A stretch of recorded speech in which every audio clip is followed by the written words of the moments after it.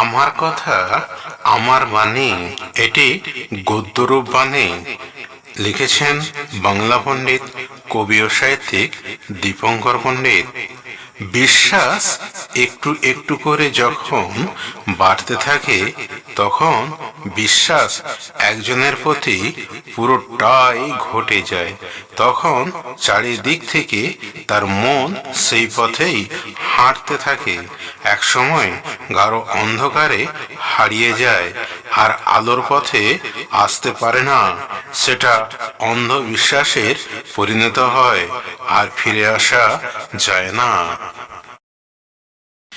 মহিলা ও পুরুষ যে কেউ হন না কেন, বাইরের কোনো মহিলা বা পুরুষকে ভালোবাসতে গেলে আগে 7-5 ভাবতে হয়।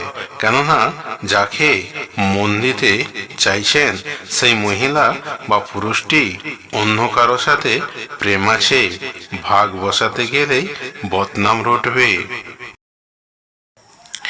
আমার কথা আমার বাণী, এটি গদ্যরূপ বাণী। লিখেছেন বাংলা পণ্ডিত, কবি ও সাহিত্যিক দীপঙ্কর পণ্ডিত।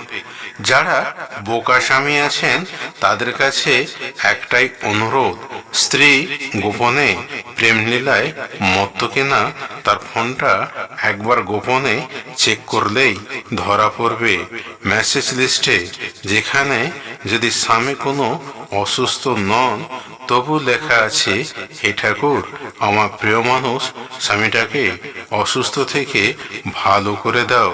তার মানেই প্রেমিককে বোঝাচ্ছে যাতে কেউ চেক করলে ভাববে তার স্বামীর জন্য প্রার্থনা করছে। এখানেই সন্দেহ।